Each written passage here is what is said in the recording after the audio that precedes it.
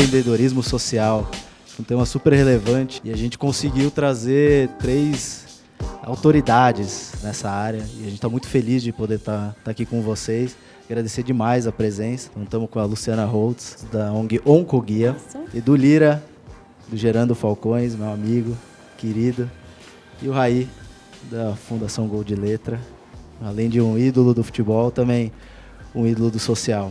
Então, os rapazes que me desculpem, mas vamos começar pela Luciana, contar um pouquinho da iniciativa dela e se apresentar um pouquinho para o pessoal. Então, um enorme prazer estar aqui, muito obrigada pelo convite, já tive a oportunidade de estar com vocês, participando realmente de um episódio do Fora de Série. O que eu tenho para contar então é que acho que a minha história, né, o meu envolvimento na causa do câncer, ela vem da minha escolha profissional. Eu costumo dizer que eu acho que foi durante mesmo a minha graduação que eu fui literalmente capturada pelo mundo do câncer. Eu não tinha nenhuma pessoa próxima, nenhuma experiência mesmo, contato próximo de alguém com câncer, mas eu fui me envolvendo nesse cuidar do outro, né, de realmente me aproximar muito da dor de quem enfrenta um diagnóstico como o do câncer. E fui me especializando nisso, né? Eu me tornei uma psico-oncologista, que é uma área aí bastante desconhecida até, e atendendo os pacientes com câncer, eu acabei entrando no mundo da questão do que é uma informação de qualidade, do que é uma informação útil, que realmente faz a diferença nessa fase, né? Nesse momento da vida de quem está enfrentando um diagnóstico de um câncer. E aí fui estudar um pouco tudo isso, não sabia direito aonde isso ia me levar, mas eu acabei primeiro criando um site pequenininho que já se chamava Oncoguia, que eu costumo dizer, né, que a gente, ao final do primeiro mês, aí fui lá olhar, tinham 30 acessos, provavelmente era eu que tinha entrado todo dia para ver o que estava acontecendo, e hoje eu tenho, né, muito orgulho em dizer que a gente está encerrando aí 2019, literalmente com 20 milhões de acessos no nosso portal, que depois de 6 anos se tornou, claro, uma ONG. A gente fundou o Instituto Oncoguia em 2009, que tem essa missão, esse propósito de ajudar um paciente com câncer a viver mais e melhor por diferentes projetos, por diferentes ações. E aí, estamos aí fazendo uma série de trabalhos, realmente fazendo a diferença muito na vida das pessoas. Muito bom. A gente vai voltar também na história dos números. Sim. E como vocês conseguiram construir toda essa base, né? Como conseguiram construir essa história de empresa mesmo, a gente vai voltar nisso, mas, Edu, Gerando Falcões. E aí, Andrezão, obrigado pelo convite, bom estar aqui. Lu, conhecer agora pessoalmente, Raí, um amigo que eu já conhecia, acho que foi um dos maiores jogadores, um dos mais inteligentes dentro e também fora de campo, por sinal. Andrezão, eu nasci numa favela em Guarulhos, São Paulo, fui morar num barraquinho que não tinha chão de cimento, era um chão batido de terra, Lu. Meus pais não tinham dinheiro para me comprar um berço para dormir, me botaram para dormir dentro de uma banheira azul, os meus 9 primeiros meses de vida. E meu pai acabou ali embarcando no mundo do crime e foi preso, indiciado por roubo a banco. Eu cresci visitando meu pai dentro de um presídio, vendo um caminho provável que era assumir o tráfico de drogas, ser CEO de uma quadrilha. Mas o que mudou minha vida é que eu tive dentro de casa uma grande mulher, minha mãe, minha heroína, meu mundo, meu tudo. Minha mãe todo dia olhava nos meus olhos e me dizia: filho, não importa de onde você vem, o que importa na vida é para onde você vai e você pode ir para onde você quiser. Então é como se o meio jogasse um vírus dizendo que eu não podia e minha mãe passava um antivírus todo dia dizendo: estão mentindo para você, você pode sim. E o meu maior esforço foi que eu acreditei na minha mãe. E aí eu fui para a universidade, depois escrevi um livro chamado Jovens Falcões, para provar para os jovens da favela que a única profissão não era apenas ir para o tráfico de droga, mas podia ser designer, arquiteto, juiz, empreendedor, o que eles quisessem. E eu montei um time com 30 jovens, convenci todo mundo a trabalhar para mim de graça, eu gosto de fazer isso. E a gente vendeu de porta em porta 5 mil livros em 3 meses, e eu peguei essa grana e usei para fundar o Gerando Falcões, que foi crescendo ao ponto de se tornar uma rede de ONGs dentro de favelas, que trabalha utilizando o esporte, a cultura, a qualificação profissional para gerar renda e modificar a vida de crianças e jovens que vivem na extrema pobreza. Ou seja, o que minha mãe me disse é possível. Por mais difícil, é possível. Eu só vou fazer uma correção, Edu, que posso falar nós que trabalhamos para você, a gente não trabalha de graça, porque o que a gente recebe é 1 milhão de vezes maior do que dinheiro, cara. Obrigado. Então, longe de ser de graça. Você não imagina o impacto que tem nas nossas vidas trabalhar para você. Obrigado. De graça. Obrigado. É demais. Raizão, conta Eu aí. queria saber onde estão esses 30 vendedores, cara. Os caras devem estar milionários. Os caras apresentam pra gente, né? Além dele, né? Que é o super empreendedor. A história, acho que do Edu é inspiradora. E acho que o que me inspirou é tentar proporcionar o que a mãe dele fez para ele, né? Porque tem gente que tem tanta capacidade quanto o Edu, ou um pouco menos, ou um pouco mais, ou diferentes, ou de diferentes, mas que não tinha uma mãe heroína como essa e que não tinha ninguém para fazer eles acreditarem, né? Então a minha história da minha família, meu pai era da periferia de Fortaleza, também tem uma origem muito pobre. Eu sou o 6º filho, então fui filho sortudo, mimado, já em Ribeirão Preto, né, uma situação melhor. Mas meu pai vem de uma origem muito, muito pobre, era autodidata, então uma história bem parecida com a família do Edu. E eu acho que o grande mérito dele foi fazer com que, mesmo ele tendo sucesso profissional, ele era funcionário público, né? E foi crescendo no Correio, IBGE, não sei o quê, sempre autodidata, ele nunca esqueceu de valorizar as oportunidades que ele não teve, ou que fazia a gente valorizar as oportunidades que a gente estava tendo, a realidade do país, a injustiça. Então, mesmo eu, que sou o 6º, né, o Sócrates, que tem um outro irmão conhecido, que era o mais velho, morou, né, em Belém do Pará, no interior do Pará, e depois todas as férias eu ia visitar minha família na periferia de Fortaleza e via a origem, né, de onde ele saiu e falava, quanto mais admirava ele.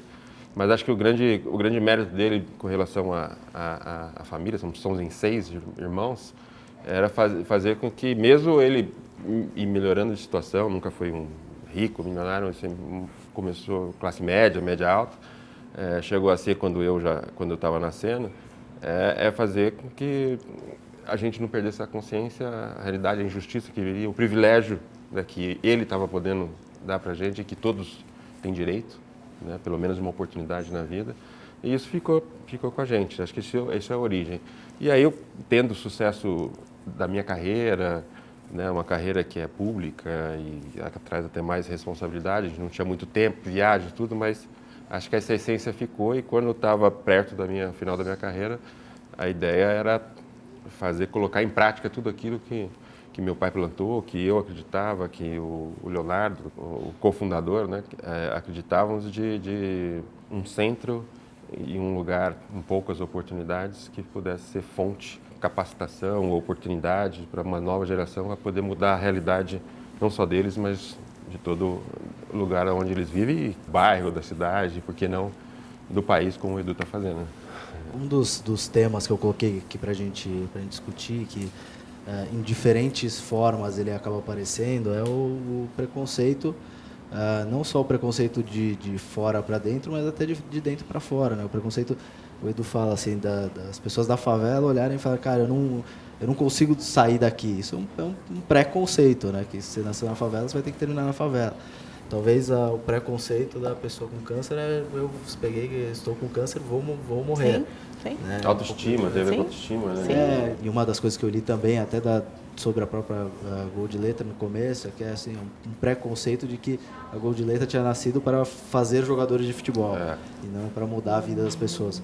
Então eu queria discutir um pouquinho, ver a visão de vocês nesse preconceito de fora para dentro, preconceito de dentro para fora, como que o trabalho de vocês está conseguindo mudar também isso? Você sabe que, André, é muito boa essa pergunta, porque acho que esses 16 anos aí envolvidas nesse mundo e de diferentes maneiras mesmo, porque acho que eu saí de uma atuação como profissional, cuidando de cada paciente ali que chegava no meu consultório, e hoje estou à frente aí como gestora de uma organização do terceiro setor, atuando, envolvida de diferentes maneiras, em diferentes níveis, mas se tem uma coisa que eu aprendi muito, e eu acho que isso é uma informação que as pessoas não têm, que é assim, existem muitas boas notícias no mundo do câncer, sabe? Talvez esse seja um preconceito muito importante que a gente precisa mudar.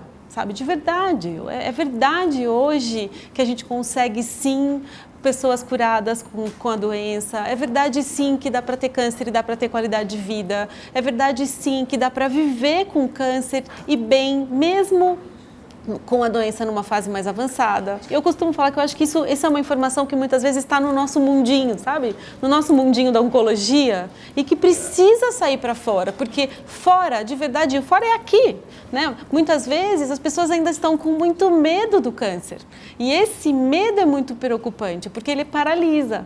Né? Ele impede as pessoas de se cuidar, ele impede as pessoas de se informar, ele impede as pessoas de ficarem próximas, até mesmo no momento de ficar pertinho de quem está com câncer, sabe? Então, eu acho que, obrigada pela pergunta, porque eu acho que essa é uma informação que a gente precisa contar para todo mundo, né? Realmente desmistificar, levar essa informação, né? Saber que existem pessoas que estão à disposição, que as ONGs existem para ajudar, principalmente nessa frente mesmo de garantir o acesso a uma informação de qualidade. Então, acho que esse é um ponto as pessoas importante. Às vezes têm medo de falar, né? Sim, ainda falar no tem, tema, ainda tem. Ah, eu tô com aquela doença. Com aquela doença e tal. As pessoas, em vez de se aproximar, se afastam. E você vai ver o que está por trás é o medo. Né? Você pergunta, mas se afastou? Você tem um amigo enfrentando a doença, o que aconteceu? Né? Fala, não, mas o que eu vou falar? Né? Vai que eu choro? Vai que eu não, né, não sei o que fazer? E muitas vezes, assim, é muito pior se afastar do que você ficar pertinho, né? Às vezes o que a pessoa quer é uma companhia, é alguém que, né, fica em silêncio, mas que está do lado, né? Então, acho que esse é um ponto bem importante. Tem muita notícia boa, né? Tem. Porque tem de gente, né, que às vezes convive com a doença, que pessoas próximas, parentes, isso aqui, por outros motivos acaba tendo problemas piores de saúde, e aí né? não tem jeito, assim, se não chegou pertinho de todo mundo, vai chegar, né? Então, assim, hoje os números já são muito grandes, o que a gente sabe é que a gente vai enfrentar realmente uma epidemia de câncer, de cada 3 pessoas, 2 vão ter a doença, então a gente tem que se preparar. Dá para conviver, né? E, assim, e a informação é literalmente um instrumento muito importante para tudo isso, né? Então, e quanto mais informado você tiver, né, melhor você lida, melhor você conhece seus direitos, você sabe onde buscar ajuda, você sabe como se preparar realmente para a doença. Então, obrigada pela pergunta. Como é que funciona lá em Poá? Eu acho que a sociedade ainda é muito dividida por muros, né? Então, quanto mais muros tem na sociedade, mais preconceito. Tanto do centro achar que na favela só tem bandido, que lá é perigoso, vai morrer, mas eu acho que menos de 1% da favela é composto por traficantes e bandidos. E também a favela de querer acessar o centro, de entender que aqui também é um lugar possível para o jovem pobre, para o jovem da favela, para o jovem negro. Então, o nosso papel enquanto Gerando Falcões é derrubar muros e fazer pontes. Nos últimos anos, o que a gente mais tem feito é ponte entre a favela e o centro. Quando alguém pergunta a minha profissão, eu falo brincando que eu sou um pontífice.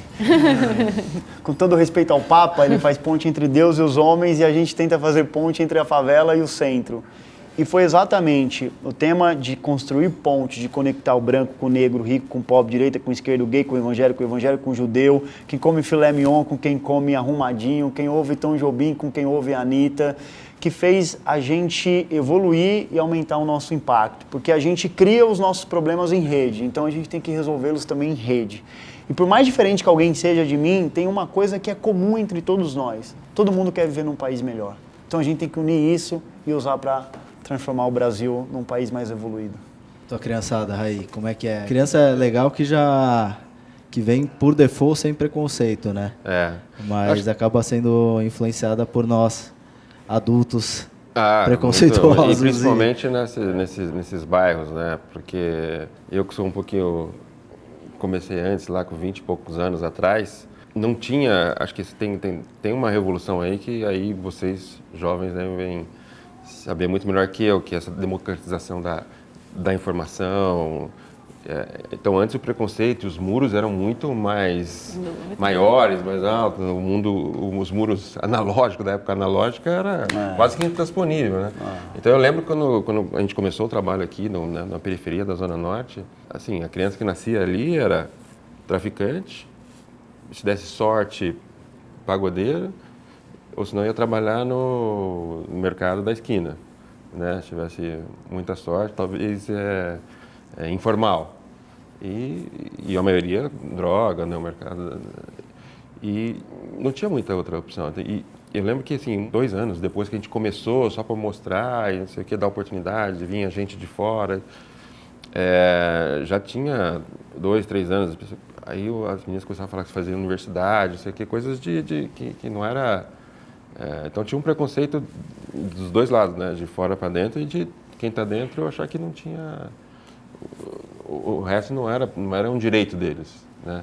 E, tem uma frase muito legal, assim, que é de geração mesmo, que quando a gente chegou, os pais falavam assim, graças a Deus que o Raí escolheu esse bairro, não sei o quê. E os jovens que estavam no projeto falavam assim, não, é nosso direito. Né? Então uma coisa divina, o outro não. E é isso que a gente queria, né? Dar oportunidade para desenvolver também, através de esporte, educação, cultura, para desenvolver esse espírito crítico que só quem vai conquistar e quem sabe os verdadeiros problemas, né, de quem está ali são eles. Então eles é que tem que ter a voz. Então pros pais era um milagre. Para as novas gerações, né, agora é uma luta. É legal quando a gente vê essa conversa, a gente vê que a verdade ela vem de tanto que a gente começa a ver tanta semelhança, né, por mais que sejam causas diferentes, de certa forma, mas tem um mesmo caminho de construção da narrativa, né? E que todas estão baseadas em cultura no final, né? Inserir a cultura do tratamento, Sim, de uma previsão de vida melhor, inserir uma cultura de quebrar os muros e construir as pontes, e acesso de um lado e para o outro, construir a cultura de que é direito ter acesso à cultura. Cidadania. Né? A cidadania. E aí tem uma frase que a Luciana falou, que foi a informação útil. Uhum. Que também é importante, né? Porque a informação, hoje em dia, a gente está no meio com tanta informação de todos os lados, rádio, TV, internet, tá no celular agora, podcast, tudo quanto é lado você tem informação. Só que é informação útil. Eu acho que esse é um papel também, sendo pontífices como vocês são, acho que é algo que vocês costumam fazer de forma exemplar, né? De dar informação útil para molecada, para quem está precisando. Tem uma outra coisa comum, né, independente das causas, é que quando fala ONG, Organização Não Governamental, que é a sociedade se organizando por uma certa causa que envolve informação, que envolve organização, né? Que não governamental, não privada, mas da sociedade. Né? Um ecossistema, né? Sim. Isso aqui representa muito um ecossistema. Sim, que, né, de um jeito ou de outro está completamente conectado, né? Total. Como é que vocês trabalham a troca de informação com o público de vocês, com a audiência de vocês, com a molecada, desde a molecada, no caso do Edu, na favela, com o pessoal do centro, com o Raí, tanto com a molecada, como com os apoiadores do Gol de Letra, tanto com o pessoal que está precisando de tratamento, quanto o pessoal que quer ajudar o tratamento de outras pessoas. Como que faz esse fluxo de informação para passar informação útil e não jogar qualquer coisa e deixar o pessoal entender? A gente aposta muito em construir a experiência do doador, a experiência de quem está com a gente na causa. Então, nos últimos 4 anos, nós levamos mais de 1.000 pessoas de famílias empresárias, executivos de, sei lá, Microsoft, Oracle, para viver uma experiência transformadora com a gente na favela. Então, muitas dessas pessoas foram a primeira vez delas na favela com a gente, a primeira vez dos filhos delas com a gente na favela. Então, uma das coisas que mais fez resultado é não apenas da gente falar, mas a gente levar ela para viver efetivamente algo transformador e ela sentir o cheiro, o toque, abraçar, vivenciar, mais do que com dados, fazer também o coração dela bater mais forte e ela encontrar e entender que do outro lado são todos também brasileiros que precisam de uma oportunidade. E quem tem os músculos mais fortes precisam jogar a corda para quem está no fundo do poço poder segurar e subir. Então, isso para a gente foi muito transformador, compartilhar informação através de experiência E isso engajou muito mais as pessoas na nossa causa para que elas pudessem se tornar doador ou voluntário, ou mobilizar sua família, falar com seus pais e aumentar a doação para o Gerando Falcões. E pro lado da galera que está sendo assistida, porque eu acredito que assim, tem, no seu caso, tem muita tentação do outro lado, né? Então, do mesmo jeito que está o Edu lá falando, pô, você pode fazer uma universidade, acredito que tenha um traficante também falando, olha, você pode ganhar dinheiro fácil aqui do meu lado. O nosso desafio muito é quem chega primeiro na vida desse jovem. Se for o traficante, você tem uma janela assim do encantamento, da ostentação, que é muito difícil de você conseguir recuperar. Então, o que a gente tenta fazer é chegar primeiro e passar o antivírus. De novo, o meio joga um vírus, ou de que ele não pode, que é melhor um caminho torto, e a gente tenta passar o antivírus e contar uma outra história, dizer que é possível para ele, que ele pode sim, e mexer sobretudo com a autoestima. Uma coisa que a gente diz muito no Gerando Falcões é, você não precisa ser como ninguém para ser alguém. Você pode ser do jeito que você é possível. Apesar de ser muito difícil, mas é possível. Então, aquelas coisas mais importantes na vida você tem que dizer todo dia, repetição. Então a gente repete sempre a mesma mensagem, a gente compartilha a cultura nossa da Gerando Falcões e a gente tenta passar um antivírus todo dia. Porque ter um vírus na cabeça é igual ter uma Ferrari na garagem e não poder usar porque não tem combustível. Quando o vírus entra na cabeça de alguém, ela pode ser boa em comunicação, ela pode ser boa em 1 milhão de coisas, mas ela não consegue utilizar porque o vírus corrói. Então, tem um vírus na favela e a gente tem que eliminar esse vírus passando um antivírus, provando que é difícil, mas é possível. Muito legal. Lá, você sabe que informação para o Oncoguia é core. Desde o lançamento lá do site pequenininho, né, o site cresceu, hoje é realmente um grande veículo de comunicação, né, é o nosso grande cartão de visita, mas o Onco usa realmente a informação de diferentes maneiras. Então, eu tenho campanhas de conscientização para a população em geral, eu tenho muito cuidado com essa mensagem, né, já que tem tanta confusão, já que tem tanta informação sem qualidade, e para um paciente que recebe um diagnóstico, ele é realmente, eu falo, né, é uma pessoa muito fácil, né, tá muito frágil ali e com muita esperança de receber alguma notícia boa, né, num momento ali que está tudo muito obscuro, tudo muito difícil de ser encarado. Então, eu costumo dizer que, assim, hoje a gente ainda tem o desafio até de lidar com as fake news. Eu falo que hoje o WhatsApp da família é o mais perigoso de todos, né, porque tem realmente sempre muita notícia ruim que chega, tem sempre aquela notícia, né? Olha, aí tá aqui, né? O medicamento que Google veio para te curar, o Dr. Google. A primeira coisa que a pessoa faz é isso. Depois que passou um pouco essa fase, eu vou lá para o Dr. Google. E aí? Né? O que te diz que é uma fonte de confiança ou não? O que é de qualidade ou não? Então, a gente tenta cercar de todos os lados. Então, a gente tem um trabalho forte nas redes sociais, a gente tem um trabalho forte, né, sempre aí no nosso portal para garantir essa informação de qualidade. E eu acho que, além de ser de qualidade, porque a gente faz toda uma curadoria dessa informação, tem todo um comitê científico, né, de médicos oncologistas voluntários nos ajudando, a gente também tem um cuidado para que essa informação seja útil para esse momento da vida que ele está passando. Né? E a outra coisa, isso que eu falo, a gente tem níveis diferentes. Então, e aí um outro programa que eu gosto muito, que é o nosso canal Ligue Câncer, que é um 0800 que funciona hoje. A gente atende, né, pacientes do Brasil inteiro, gratuito, que funciona todos os dias das 9 às 17. E aí é um outro jeitinho da gente informar, porque aí por meio do telefone você consegue passar uma orientação totalmente personalizada e você consegue acolher, né? Então, esse paciente que está inseguro, que está com medo, né? O paciente do SUS que está completamente abandonado, que não tem o onco para chamar de seu, que não tem um médico que olha no olho, que não tem um médico que fala, pera, estou aqui, né? Teu medo vai passar.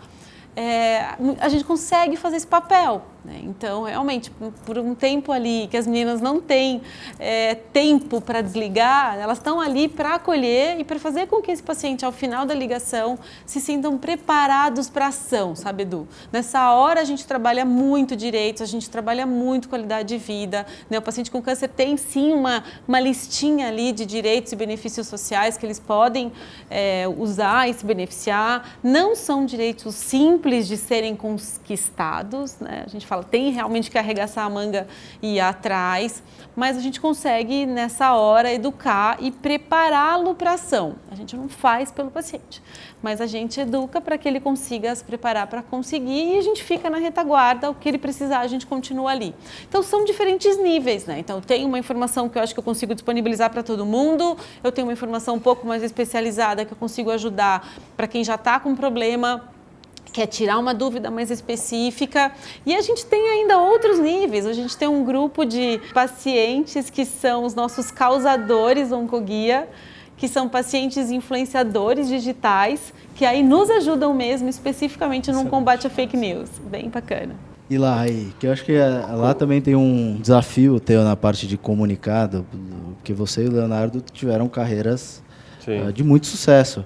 Então eu acredito que a molecada, por mais que fique claro na informação que o negócio é de cultura, da cultura, gerar oportunidade, educação, eu imagino que as crianças, a grande maioria das crianças não consigam desvincular totalmente de olhar para cima, ver um Leonardo, um Raí e falar, pô, quero chegar lá e isso ser um fator de preocupação de vocês, de falar, pô, tem isso aí, mas também tem os Edus Liras, tem as Lucianas, tem os Nardons, tem o pessoal que faz outras coisas que não jogador de futebol e que são de grande sucesso, né? Bom, a gente começou com... A Gol de Letra era a tentativa de ser um jogo de palavras, o esporte pela educação. Né? Então, pela educação, cultura, o esporte educacional, e aí não só futebol e tal. Confesso que a comunicação não é um ponto forte da Gol de Letra. A gente tinha um ativo muito forte, que eram pessoas públicas, né? Futebol, que é o esporte mais popular do mundo. Então, a gente conseguiu transferir bem isso, de uma maneira muito intuitiva. Mas a gente já cria uma coisa assim, Gol de Letra não é só esporte, mas tem gol no nome. Então, já é uma coisa que já é complicada. Aí você chega no lugar... Lá, quando está no dia a dia, você acaba conseguindo, porque eles vêm, valorizam, aí a família, você começa a envolver. Mas quem está fora acaba se confundindo, né? Então, a gente sempre usou parcerias, né? Agências de comunicação, que acabam no trabalho do dia a dia, né? Acaba consumindo tanto que a gente não tem uma equipe de comunicação e tal. Então, já não é uma coisa fácil o trabalho comunitário. A Luciana, por exemplo, é muito mais... É um tema muito mais direto. Um trabalho comunitário, você começa...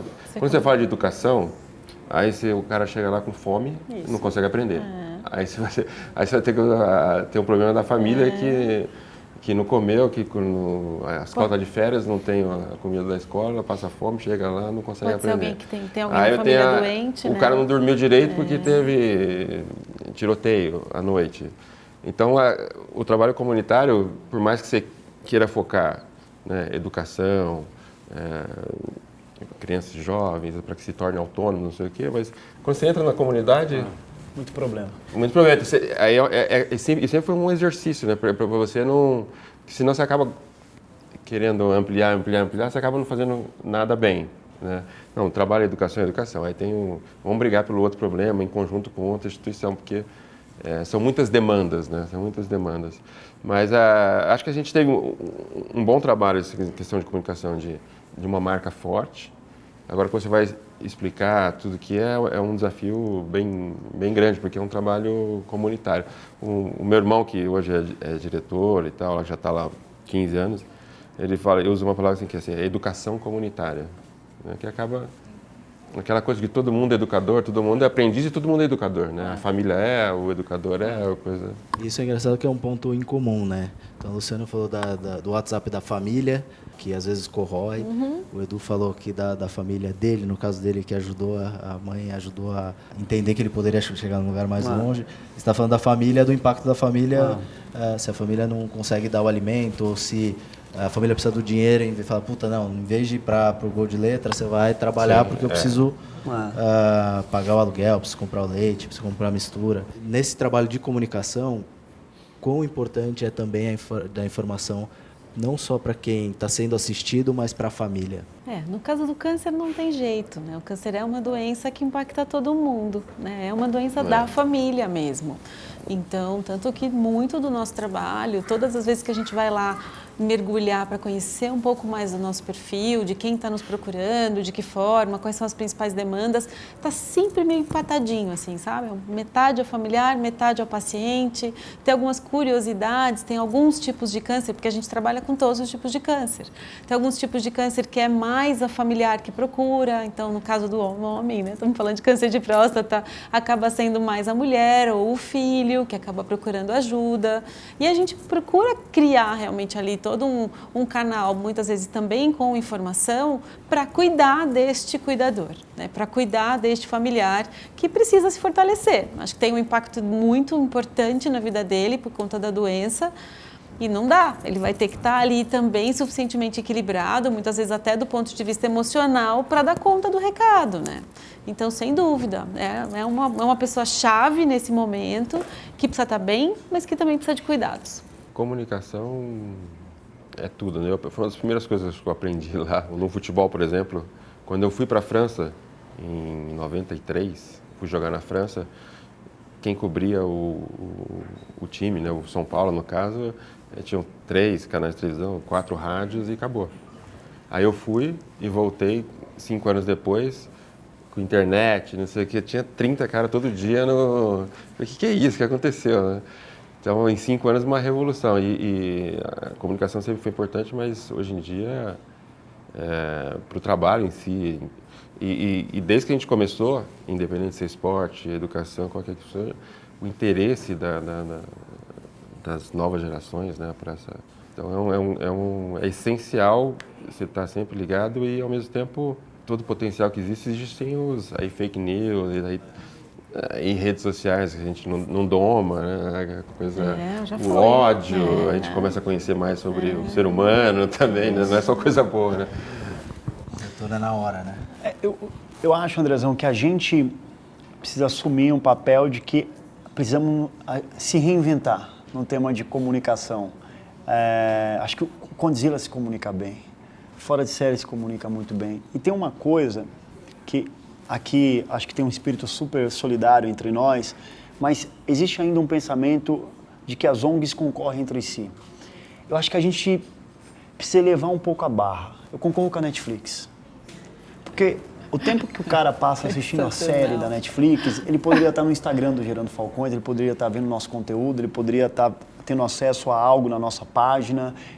O dinheiro que o cara paga de mensalidade na Netflix, ele poderia doar na nossa plataforma, seja lá os R$ 39,90 por mês, ou o tempo que ele passa assistindo a Globo, ele poderia estar dentro dos programas. Então, quando a gente conseguir elevar a nossa barra um pouco lá para cima e entender que as pessoas hoje querem uma entrega tipo Amazon, Premium, todo mundo quer uma entrega e fazer quase que uma fusão intelectual com o Vale do Silício, com a Amazon, e falar, eu vou fazer essa fusão intelectual porque eu quero reinventar e isso vai impactar ainda mais.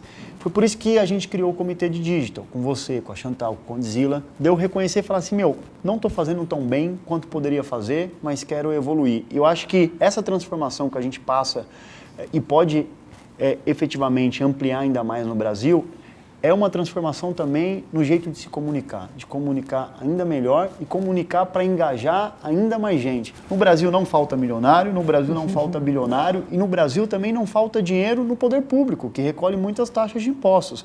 Então, o problema não é dinheiro, o problema pode ser comunicação. O destino do dinheiro. Como ele está sendo E gente. utilizado, claro. Então, quanto mais a gente conseguir se comunicar melhor, mais a gente vai engajar e mostrar para o Brasil as nossas causas de um jeito charmoso. E por falar em charmoso, temos uma mulher extraordinária, o Raí, que é um cara muito charmoso. Então, esse não é o nosso problema. Mas esse pensamento teu, ele é único, assim, de vocês, na verdade, né? Mas quando a gente fala de subir a barra, não é o normal para uma ONG, né? Então, o nível de cultura de vocês, ele é muito diferente, né? E até para a gestão do negócio de vocês, né?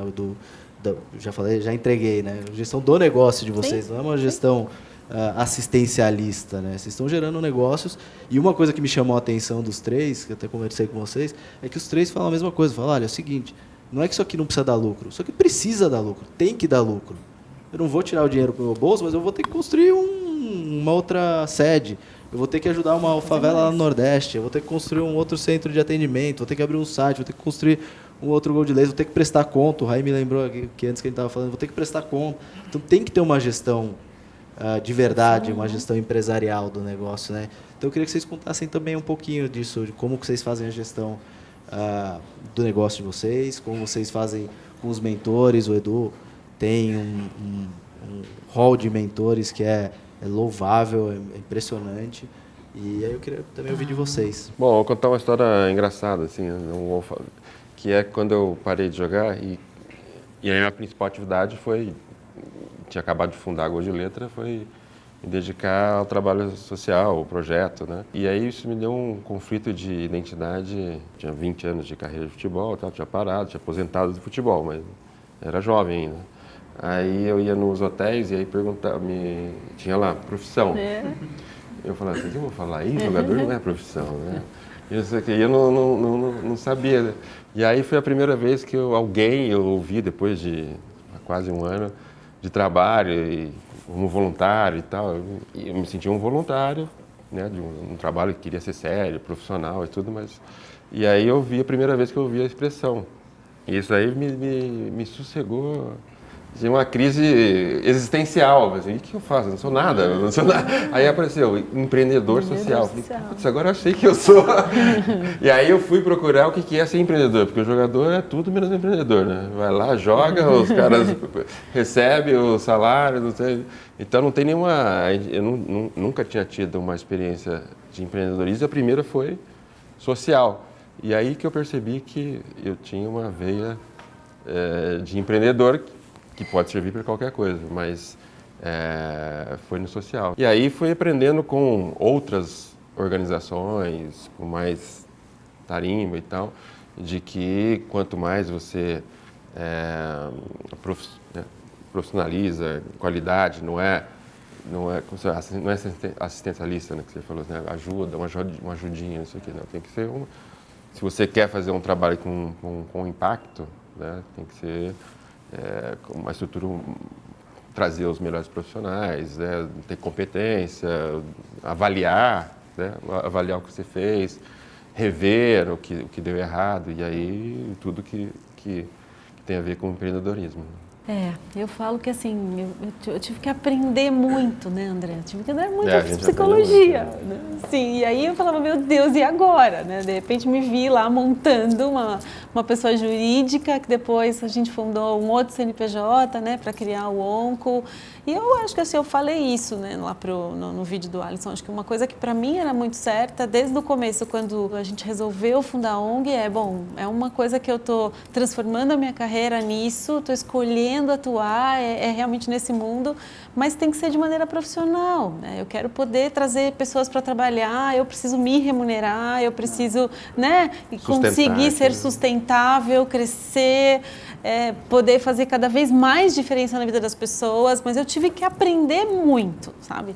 E eu não tenho vergonha, eu vou atrás, eu peço ajuda, eu falo, vem aqui para aprender isso, né? Eu escolhi... O empreendedor, ele precisa ser cara de pau, né? A brincadeira do Raí de ser doutor cara de pau, mas essa é meio que a tônica do empreendedor, né? Foi um bom elogio, então. Foi um ótimo elogio. Então, assim, eu acho que justamente por isso, acho que eu tenho aí uma turma, né, de pessoas que eu gosto muito realmente de agradecer, de falar que fizeram muito parte da minha história, da história do Oncoguia, e hoje o staff que faz parte do Onco, que juntos, né, hoje a gente fala que está longe de ser o meu filhote, hoje é um filhão, né, um jovenzinho aí, um pré-adolescente, né, com muitas pessoas envolvidas, de 25 pessoas trabalhando como staff, um time aí de quase 100 voluntários espalhados pelo Brasil, entre voluntários no mundo digital e não digital, e aí fazendo realmente uma grande diferença, mas tem este desafio, né, de desistir de um terceiro setor, de ser sustentável, né, de aí pagar todas as contas, projeto que encerra ao final do ano, daí você tem que renovar todos os projetos, né, criar programas e se diferenciar, né, Edu? Eu acho que esse é o ponto mais desafiador, né? Como é que você conta outra história, né, num cenário cenário que é cheio de preconceitos, que não entende direito o que você faz. Eu ainda faço uma coisa que é advocacy. Né? O que é isso? Né? Que você está aí, né? Fazendo incidência em políticas públicas, influenciando políticas públicas? A gente precisa que o câncer seja prioridade no Brasil, né? Precisa olhar com mais atenção. E a gente faz isso. Você fala, que é isso? Então, as pessoas não sabem, né? No mundo do câncer o trabalho é muito mais voluntário. Milhões de Isso, pessoas, né? Você conseguir influenciar uma política pública, você conseguir aprovar uma lei, você está falando, né? De realmente mudar a vida de muitas pessoas, né? Você tem um board de advisors lá também? Eu estou construindo. A gente passou por um processo grande esse ano de revisão de planejamento estratégico, e aí eu passei até por um processo grande de mentoria também, que a Gabriela Balgatti me ajudou muito. E agora a gente está renovando tudo isso e a ideia é chamar uma turma nova aí para nos ajudar. tem Gostei do board de advisors. Você vê? Para a gente usar termos de empreendedores. Afinal, a gente tem um dado que são 52 milhões de empreendedores declarados no Brasil. São pessoas com CNPJ. E mais em torno de 40 milhões de empreendedores que são informais, né? Que não tem o CNPJ. Muita gente, né? O brasileiro é empreendedor, né? Ele é e muitas vezes precisa ser, né? Por falta de oportunidade, enfim. Então, isso desde o cachorro quente na esquina ali até o lema, né? Então, quem tem CNPJ é um empreendedor. A gente tem também aquilo que o Edu falou assim, a gente vai também conquistando, pedindo e tal. Acho que foi um dos grandes acertos do início foi esse de meio que a gente foi incubado assim na Fundação Abrinq, na época Instituto Ayrton Senna, então pegou os que eram referências maiores, não sei o que, e foi conhecer outros projetos antes de começar. Então isso acho que já foram os advisors, né? Hoje tem um conselho, né? E aí com diferentes especialidades, né? Direito, de diferentes especialidades que acabam contribuindo bastante com a gente, né? O conselho curador. E lá do... A gente, acho que começamos com um sonho, com a causa e de repente você vai evoluindo, né? Toda a organização começa com um pilar forte, né? Advisor, na verdade não é advisor, é... Advocacy. Advocacy. Do tema do Raí tem lá o sistema de pedagogia que é incrível, a metodologia, né? Como que é feito. E a partir daí você vai conseguindo evoluir. A gente foi evoluindo e chegou num momento que eu comecei a ter muito medo de quebrar. Falei, captamos 1 milhão, depois fomos para 2 milhões. Eu falei, eu vou quebrar esse negócio aqui, que tem uma palavra bonita que a galera usa, o background, né? Meu background não era gestão, eu falei, eu vou quebrar. Aí eu fui atrás de aprender com amigos, e a gente fez uma revolução no Gerando Falcões e conseguimos colocar, hoje todo mundo lá trabalha com 5 metas anuais, todo mundo tem plano de carreira, gestão à vista, diário de bordo, gestão da rotina, tecnologia no processo de tomada de decisão, dados. Então tudo isso foi ajudando a gente conseguir chegar no momento de replicar. Então o que a gente faz agora é utilizar essa capacidade de gestão e de treinamento para desenvolver líderes de outras favelas do Brasil inteiro, para que eles possam, com essa inteligência, ampliar o seu impacto local. Tanto inteligência de captar recursos, de mobilizar doadores, de gerar impacto, também através de tecnologia social e gestão. Então foi uma transformação que a gente passou, montando um conselho consultivo, conselho de gestão, comitê de digital. E quanto mais gente boa a gente consegue atrair para perto, mais impacto a gente cria. Tanto contratando para dentro do time, quanto influenciadores, quanto conselheiros, seja para dar conselho, para participar de jantar, para voluntariar. Então, quanto mais gente boa, mais impacto. Eu acho assim, isso aqui é uma opinião que eu tenho, Rai. A gente está trabalhando para resolver os maiores problemas da humanidade. Problemas relacionados ao câncer, problemas relacionados à pobreza extrema, à violência, drogadição, etc. Logo, se a gente está resolvendo os maiores problemas da humanidade, os maiores talentos do mundo deveriam trabalhar com a gente, e não na Nike. Justo. Deveriam trabalhar no Code de Letra, Gerando Falcões, com a Lu. Então, a gente ainda tem um desafio de conseguir atrair e reter os maiores talentos. Quando a gente conseguir romper essa barreira, eu acho que a gente vai conseguir aprofundar ainda mais o impacto. Acho que aí faz sentido também o que você falou da união das ONGs, né? Parar de existir a concorrência, e a gente já tem 3 ONGs muito boas aqui que podem se unir e trocar experiências. Sem dúvida. E além disso, André, se você me permite, para a gente fazer isso, a gente precisa de mais doação. Precisa que as pessoas acessem um site, doem. Alguns podem doar muito e outros podem doar muito dentro da sua realidade. Doando R$ 39,90 por mês, doando o que puder. Porque para contratar as melhores pessoas, você precisa remunerá-las. Essas pessoas precisam pagar o aluguel, pagar a universidade, comer, ir, vir, se desenvolver. Né? Então, quanto mais pessoas... A cultura, né, da doação. A cultura da doação. Quanto mais pessoas aí estiverem engajadas nisso, doando e participando, os veículos de comunicação, pessoas como você, tendo a atitude de utilizar o seu espaço, a sua audiência para promover causas, mais a gente... A filantropia no Brasil representa 0,2% do PIB. É muito pouco. 0,2% do PIB. É muito pouco. Isso precisaria ser muito maior. Quando for muito maior, a gente vai ter mais musculatura para resolver os problemas mais rapidamente. E aí, parece que foi combinado, mas o Edu me deu o gancho para a gente falar sobre essa nova era digital, né? Que aí envolve, né, na questão das doações, de como doar, como chegar nessas pessoas. E aí a gente tem um dado que até eu pedi licença para o Edu para usar, porque ele me passou, que 48% das doações de pessoas físicas hoje vêm de meios digitais e que hoje dos 13 bilhões doados por ano, grande parte, aí eu não tenho o número aqui certinho, mas grande parte vão para ONGs do exterior. Como é que as ONGs vocês estão se preparando para esse novo mundo, para atingir essas pessoas de formas diferentes das convencionais de só, e não que seja pouco, mas uma festa de fim de ano, um jantar, um evento na clínica ou qualquer outra forma? Como que está se preparando para absorver esses 48% de doações digitais e puxar mais dessas doações que estão indo para fora também, para que não que deixe de ir para fora, mas também aqui para o Brasil? A gente tem uma plataforma online, que é o vocênoestasozinho.org.br, que qualquer pessoa pode entrar lá e também fazer a sua doação. Inclusive agora. Agora, né, do lado dos 29, 39, na mesma linha, tentando facilitar ao máximo, né? Então põe direto lá no cartão, pode fazer a doação, pode ser anônima, pode não ser anônima, essa é uma das formas que a gente tem. Tem a doação direta, no próprio portal também tem lá o botãozinho que também vai levar para esse canal.